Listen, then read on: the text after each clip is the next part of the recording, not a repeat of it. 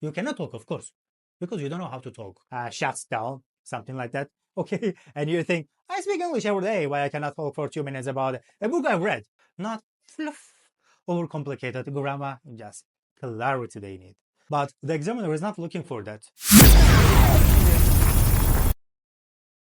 You are not failing us because your English is not bad. You are failing because no one told you the truth. I know that sounds harsh, but hear me out. I see this every single day. Smart students, good grammar, decent vocabulary, and yet 5 have 5. Again. So, you know what's worse? It's just not about failing once. It's the shame, the stress, the pressure from family and the money. Oh my God, the money. Some of you are literally spending half a year's salary on test fees, preparation courses, private tutors, and still not seeing the results. That's painful, right? So let's talk about why people really fail the IELTS in 2025 and 2024. Not the sugar-coated version, okay? Not the textbook version, but the stuff your prep teacher probably never told you. First of all, IELTS is not just an English test. I know they say it is, but come on. If you were just about knowing English, then why do native speakers sometimes score 6.5 in writing even?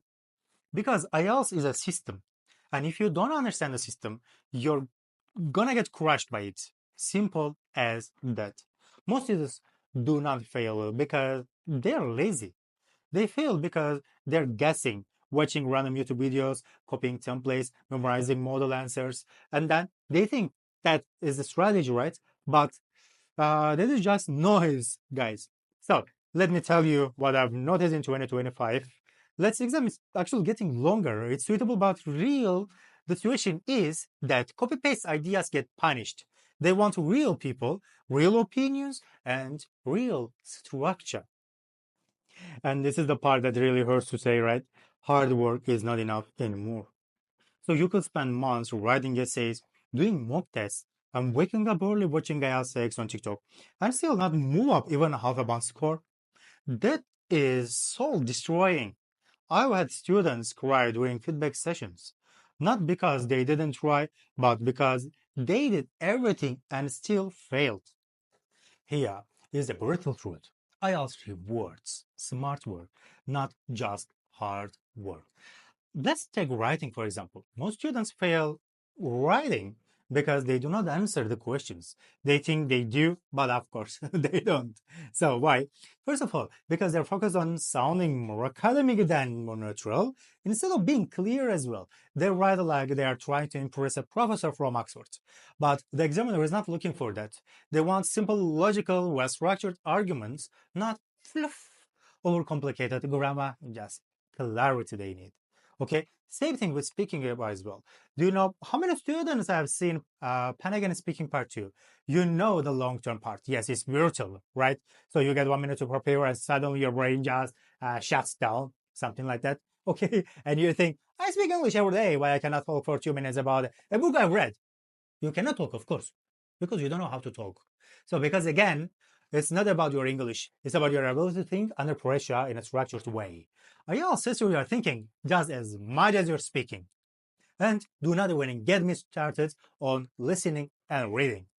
Most of you do not struggle with understanding English. You struggle with time, focus, question traps. You get 34 out of 40 on a good day, and then the test day comes, and boom, you drop to 27. Why? Because you thought how you manage the stress under exam conditions. You never thought it, right? So this is the reality. All right, enough negativity. Let's talk about what actually works. Okay, finally. The students who are passing IELTS in 2025, they are not the ones with the fancy apps or the biggest vocabulary notebooks. They are the ones who, first of all, study the band descriptors like it's their job. Second one, practice feedback based on learning, not just repetition. And the third one, build exam habits, not just skills. So here's a quick win you can use right now. First one, stop trying to sound advanced. Start trying to be accurate. Most of our students jump from 6 to 7.5 or till 9, of course, when they stop using these fancy words, phrases, and then just explaining it as clearly they do, and step by step, that's the clarity beats complexity, guys. So, and another thing, if you are practice alone, you're in a feedback loop. Without feedback, you are just repeating the same mistakes again and again, and then thinking you are improving. You are not. You are just getting better at doing it wrong. Okay? Not practice better, practice the best. You are practicing your mistakes. So, what do you need to do? First of all, you need to focus on the correct ones. It means you just need to get your feedback.